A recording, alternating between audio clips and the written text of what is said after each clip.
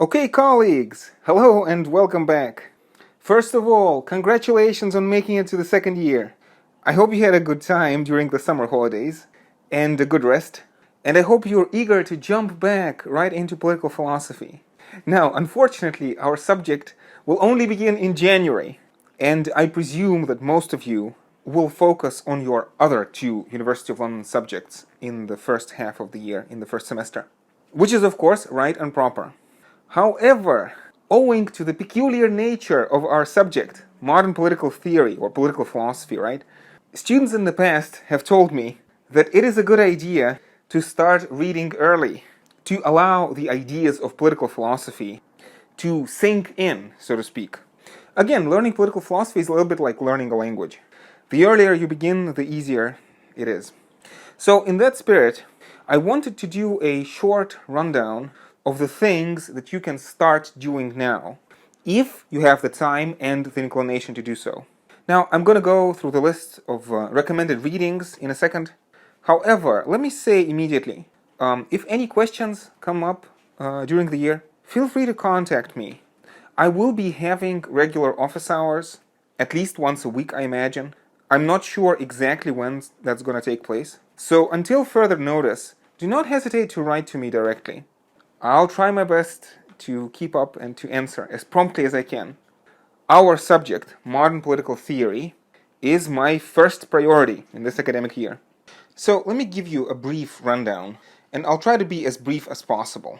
So we have 6 thinkers: Hobbes, Locke, Rousseau, Mill, Hegel, and Marx.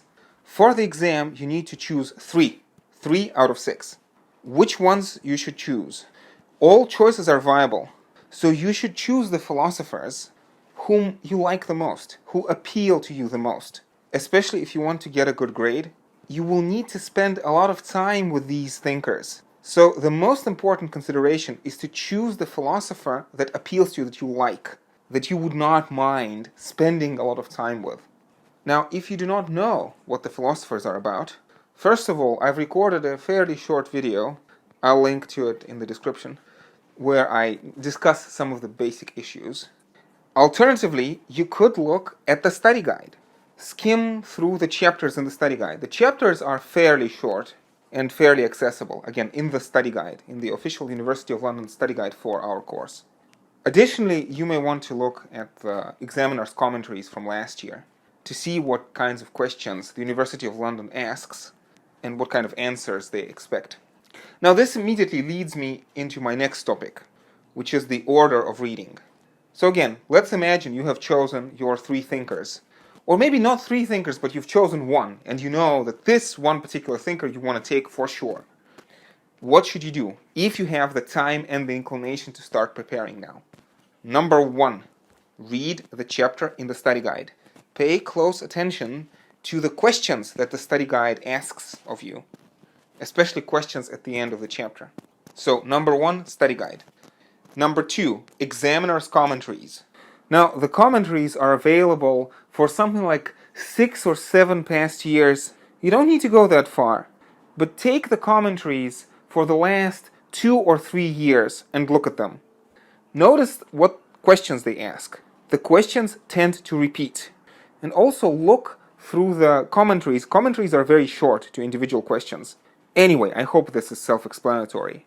So again, 1, study guide, 2, examiner's commentaries.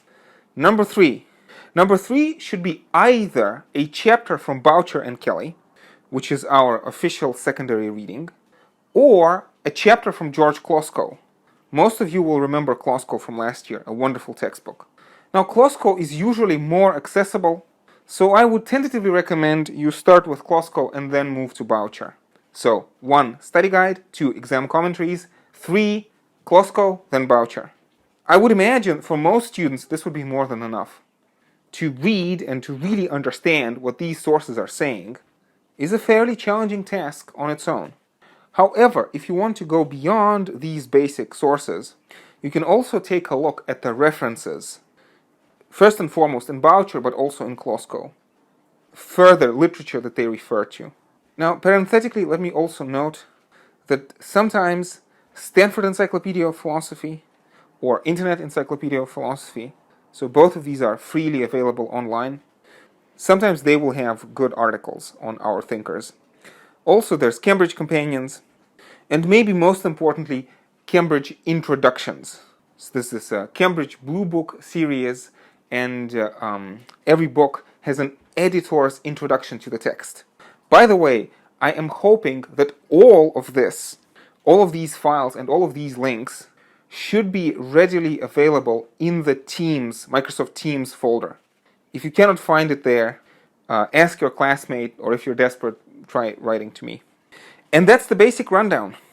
Choose your thinker, start early, start with a study guide, let the ideas sink in your head. Hopefully you will find these ideas interesting. I personally find them deeply fascinating. Like, if you're having fun, if these ideas really engage you, that's the best way to learn. And remember, if you understand, you don't need to memorize. You don't need to memorize, because understanding helps you remember automatically.